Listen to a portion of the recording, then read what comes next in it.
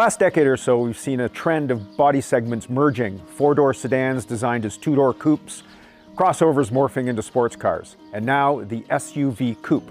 That's how Polestar is describing this model, the Polestar 4, maintaining that it has the aerodynamics of a coupe with the space of an SUV. Let's call it a Scoop A.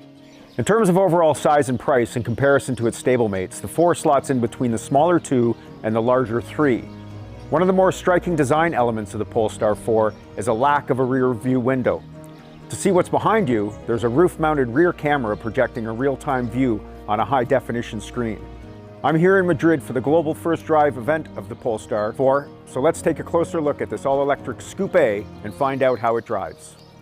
When it arrives in Canada later this year, the Polestar 4 will be available as a rear-wheel and all-wheel drive model. I drove each trim, and as I've always said, if you know how to drive in snow and you have good winter tires, rear-wheel drive is just fine for Canadian winters.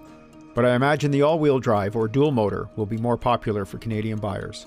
The Polestar 4 is built on the SEA platform, the first application of the Geely EV architecture for Polestar. Polestar has made a concerted effort to make all their models performance-oriented, and the Polestar 4 is no exception, with sure-footed handling and confidence-inspiring cornering. It really hugged the road during some spirited country road driving, and the steering leans to heavier rather than light, which suits the vehicle's performance DNA to a T. The 4 is billed as the quickest Polestar to date, a reported 3.8-second sprint to 100 kilometers an hour from a standstill, and I certainly experienced that during my time behind the wheel. This thing is fast. Bringing the heavy Scoop A, that coupe SUV hybrid thing, to a stop are very effective Brembo brakes, and the Pirelli tires certainly aid in that cause.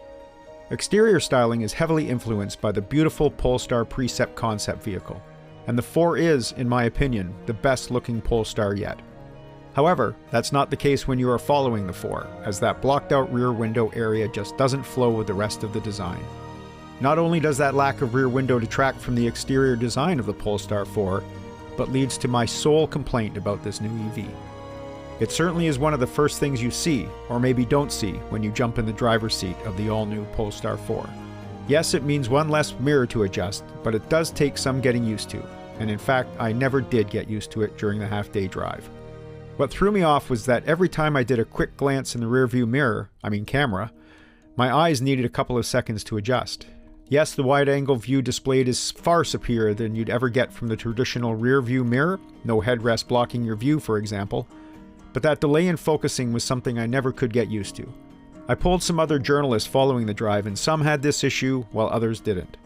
That interior bauble aside, the cabin of the Polestar 4 is exquisite and includes the unique feature of power recline rear seats.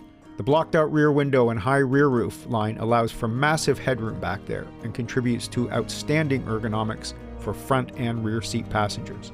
Likewise, the massive 15.4-inch horizontal display screen is a study in form following function. It really is something. Menu items are identified by large colored buttons, Polestar calls them widgets, and you can customize which items you want displayed in the 2 vertical screens. For instance, you can tailor the screen to always have the regenerative braking mode button displayed, which for me is essential as I like to have quick and easy access to the manual modes as driving conditions change. This is a great system as it avoids the scrolling and submenus too many automakers use in their display screens. The less time your eyes are on the screen, the more they are on the road, where they belong. Polestar estimates a range of 482 kilometers for the single motor model and 385 for the dual motor version. Each model comes with a 100 kilowatt-hour battery pack, good for power outputs of 272 horsepower in the single motor and nearly double that in the dual motor, a prodigious 544 ponies. See why most people will go with the dual motor? Maximum fast charging peaks at 200 kilowatts, and vehicle to load, or bidirectional charging, is standard on all models. Also standard is a heat pump, an important feature for Canadian drivers. Okay, Scoop A is not going to stick, I get it. That said, the Polestar 4 really does have attributes of a coupe, a sleek and relatively low profile, and an SUV, a roomy cabin with plenty of space for 5 adults. That rear view camera did take some getting used to, and I think for some it will be a deal breaker when considering the Polestar 4. But as advertised, this is one quick SUV. That's sort of the norm in the EV space, but that sub 4 second 0 to 100 km/h sprint is mighty impressive for a vehicle this size. As I've said in the past, I'm a big fan of Polestar. I really like their exterior designs and their cabin ergonomics, I appreciate how they prioritize performance, and I'm impressed by their commitment to using sustainable materials.